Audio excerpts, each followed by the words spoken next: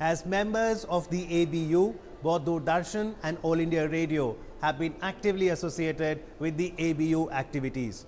Mr. Jawhar Sircar, Chief Executive Officer Prasar Bharati, has also been elected as the Vice President of the Union among the 113 members at the ABU General Assembly. Speaking at the 21st Copyright Committee meeting in New Delhi, Mr. Sircar stressed and encouraged increased awareness related to intellectual property rights. Broadcasters have a double function. We create copyrights, we pay for performances, we own rights, and therefore we need to protect them. That is the first role. The second is that we also pay for copyrights, we pay for rights for re-telecasting, rebroadcasting.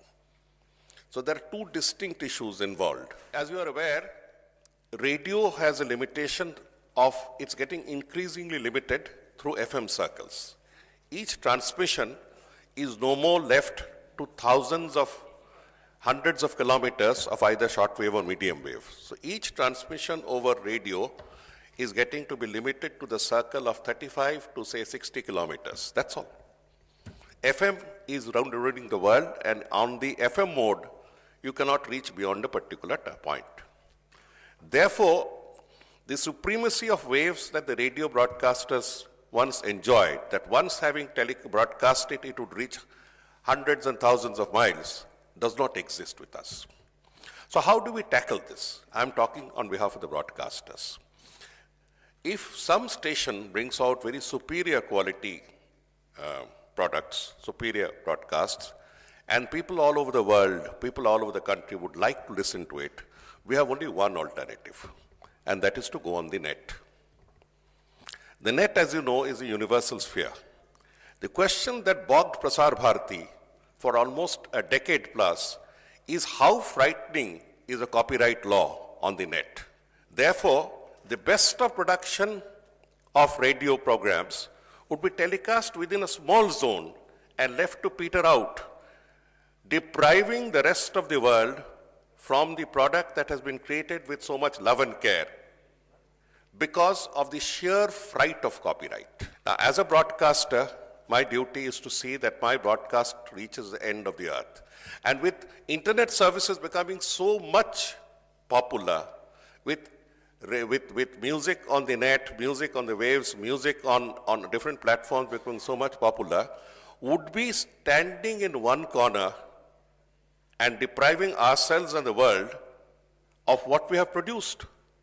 That was a question I posed. After a lot of deliberations, we set up a lot of committees on copyrights and a lot of other things on copyrights, and finally decided one day that out of sheer exasperation of the cobwebs and the spider webs surrounding the whole issue, to cut the Gordian knot. We decided to send a letter across to the rights holders that we would like to put it up on the net. Do you have any objection? You would not believe the result, because I shall repeat this for the rest of my life. Not one major rights holder objected. Not one. Do you understand the issue? That means our people were simply taking refuge on the issue of a frightening copyright laws, standing on the shores of water, looking at the water and deciding whether there were crocodiles or alligators in it. Basically, gentlemen and ladies, we are broadcasters first and law-abiding citizens first.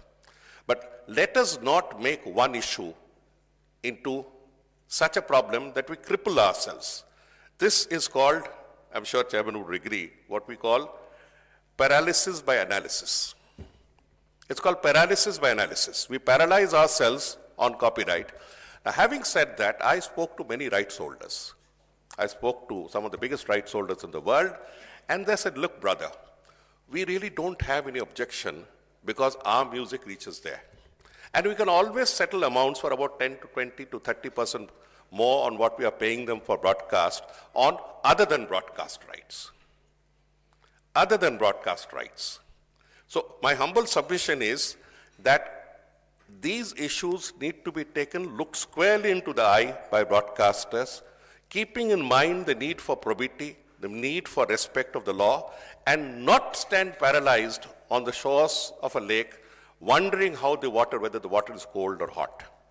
This is where your contribution comes a lot. That's my second point.